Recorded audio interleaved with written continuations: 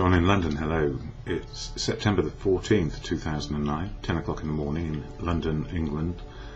My video is all about recovery from addiction to either substance or behaviour. My substance, alcohol, my behaviour over the years. Trying to stop drinking, and maybe trying to do that for 35 years, but not knowing that I was trying to stop. But there were times when the writing was on the wall and I just ignored it, or felt that the same rules did not apply to me. And I guess that's denial of the truth of what drink was doing to me.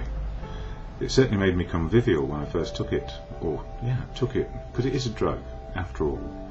And we may kid ourselves that alcohol is different from other drugs, but it's not. Or maybe it is, it's just more pervasive.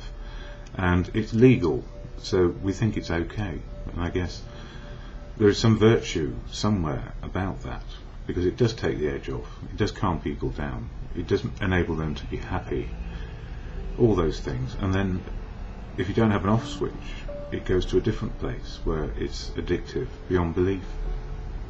And I don't know whether I was addicted to the oblivion it gave me, but I was getting oblivion from very early on. So I learned a lot over the last 35 years of my drinking, and then a few years of recovery, what it's like to know the difference. The wisdom to know the difference between how life was and how life is, moving from the problem to the solution. So recovering alcoholic one day at a time.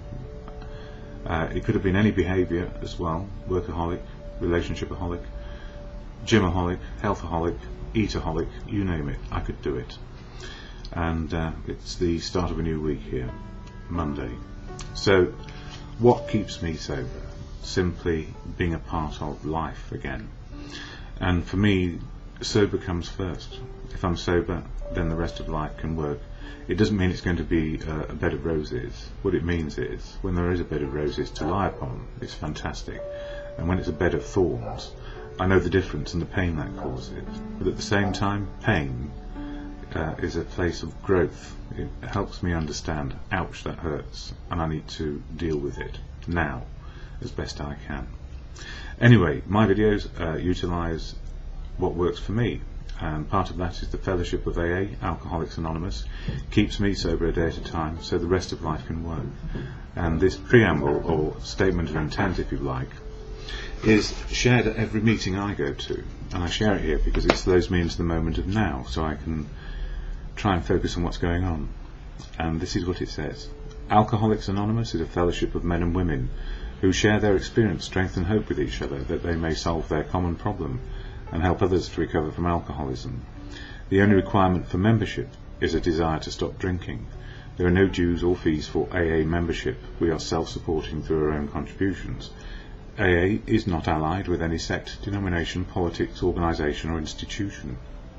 It does not wish to engage in any controversy, neither endorses nor opposes any causes. Our primary purpose is to stay sober and help other alcoholics to achieve sobriety. And I did a chair last night at a meeting of AA in a new venue for me. I've been there twice. The first time was to do the chair a couple of weeks ago, and I was late because I asked people where the church was, and each time I asked somebody, they directed me to another church and another church. Anyway, I got there 1 minute late, and fortunately somebody took over, and they did an absolutely fantastic share, and I appreciated it no end. And then it was my turn to go back and do the chair last night, and I didn't get back till late, so my head was a bit full. It was full of information and sharing from other people about how to keep sober. And the gift is, I learn from everybody, and what a gift.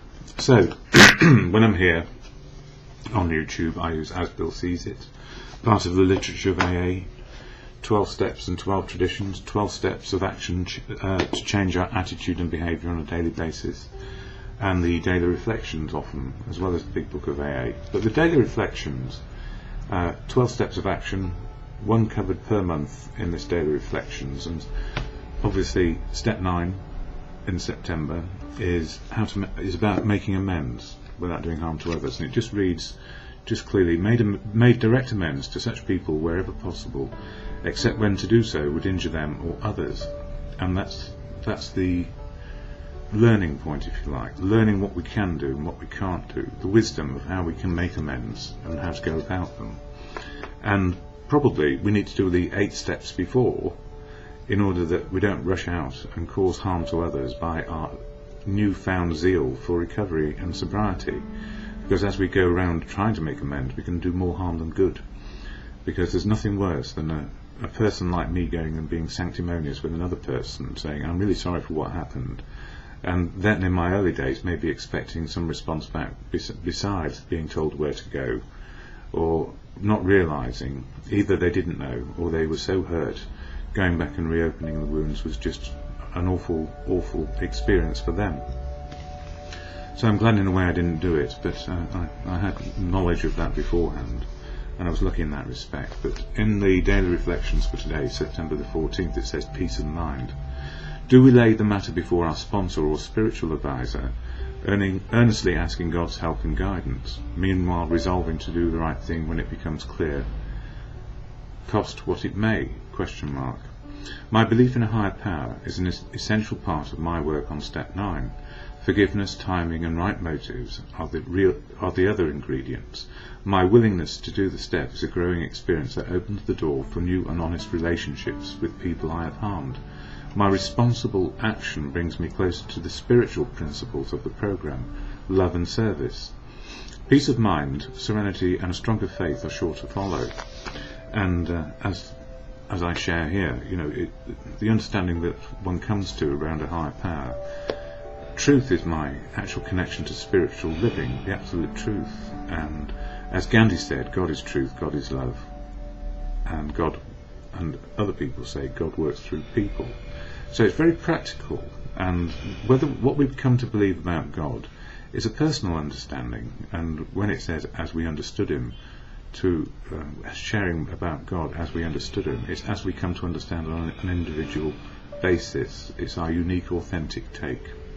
So nothing is shoved down anybody's throat, otherwise it wouldn't work, would it? And in the I'm just aware of time, in the 12 steps and 12 traditions, this book, a paragraph from step 9, I've been covering these over the last few days. It says here, there can only be one consideration which should qualify our desire for a complete disclosure of the damage we have done.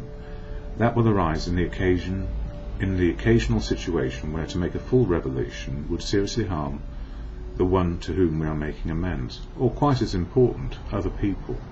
We cannot, for example, unload a detailed account of our extramarital adventuring upon the shoulders of an unsuspecting wife or husband. And even in those cases where such a matter must be discussed, let's try to avoid harming third parties, whoever they may be. It does not lighten our burden when we recklessly make the crosses of others heavier. So, self-righteousness is not part of the program. It's about keeping our side of the street clean as we go along, and putting matters right, or setting matters right, and taking the consequences sometimes of that. It's most important that we are responsible. And in As Bill sees it, this one, it's quite a lengthy piece here, so I'll see if I can do it. It talks about, on page 205, virtue and self-deception. I used to take comfort from an exaggerated belief in my own honesty. My New England kinfolk had taught me the sanctity of all business commitments and contracts, saying, a man's word is his bond. After this rigorous conditioning, business honesty always came easy. I never flim-flammed anyone. However, this small fragment of readily won virtue did produce some interesting liabilities. I never failed to whip up a fine contempt for those of my fellow Wall Streeters who were prone to shortchange their customers. Very appropriate these days.